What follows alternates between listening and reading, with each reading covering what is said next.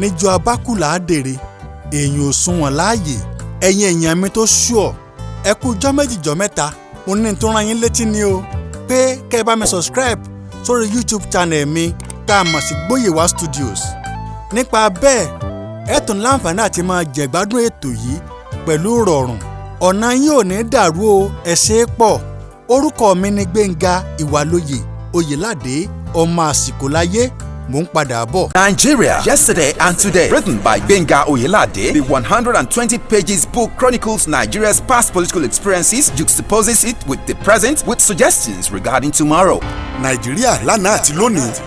Látọwọ́ Gbenga Ìwàlóye Oyèládé, ìwé tí abala ìwé inú rẹ̀ jẹ́ 100. èyí tó dá lórí àkọsílẹ̀ ìrírí òṣèlú Nàìjíríà tàná, tá a fi ṣe àfiwé ohun tó ń ṣẹlẹ̀ lágbo òṣèlú lónìí àti àwọn ọ̀nà àbáyọ sí ìdojúkọ pàápàá fáwọn ìran tó ń bọ̀. Ẹ káàbọ̀ sílẹ̀ Yorùbá lórí ètò òwe lẹ́ṣin ọ̀rọ̀.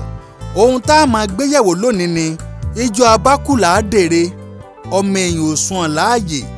ẹ̀rí bá ti sọ nǹkan náà ló ṣe lọ ó lọ sánpọ́nná tó fẹ́ẹ̀ jẹ́ pé ó rọrùn láti tètè yé èèyàn.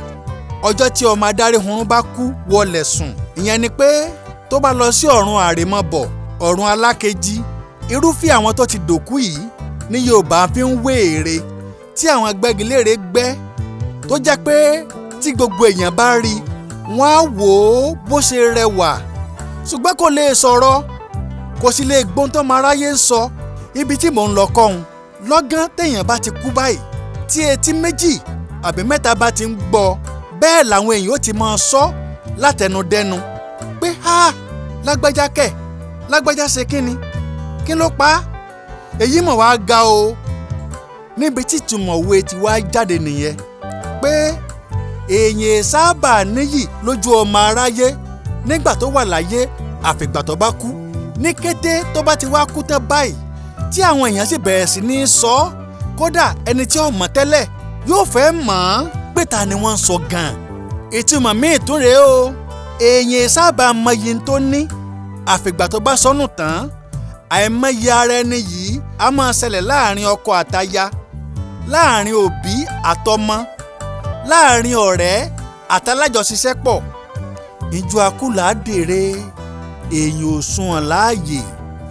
mo ń fi àsìkò yìí bá mọ̀lẹ́bí àti àwọn olólùfẹ́ Mohbad kẹ́dùn. Ọlọ́run ọba mi òkè ó tù yín nú o. Ilerioluwa Oladimeji Imole só ti yá tán náà nu. kí ló dé tó fi jẹ́ pé igi tó tọ́ ìpẹ́ ń gbó gan-an ikú ò lójútì rárá o. ọmọ ọdún mélòó ni Mohbad tó fi yá sáré mu lọ. Ọlọ́run ọba kábíyèsí Èdùmàrè kí ló dé tó fi gbakú láàyè láti mú Mohbad lọ.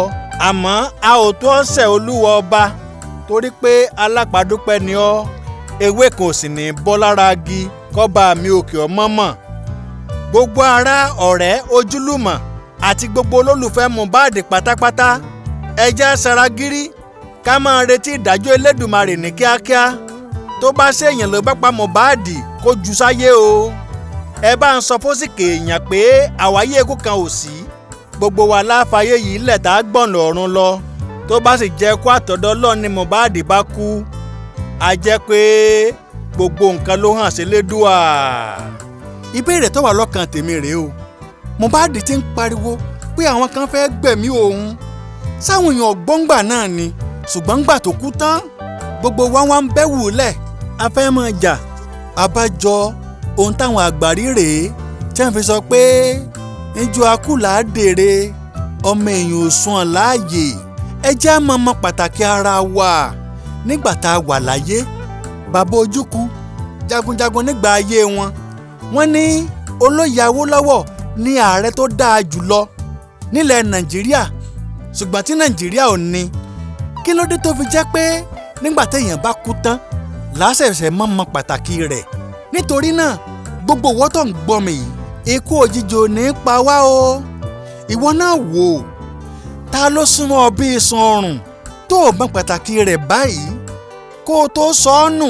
bẹ̀rẹ̀ sí ní mọrírì rẹ̀ o láti ṣẹ́jú ìlọ. àní dààmú Ọlọ́run ọba láwùrábí yóò bá wa pẹnu àìdá láwùjọ wa.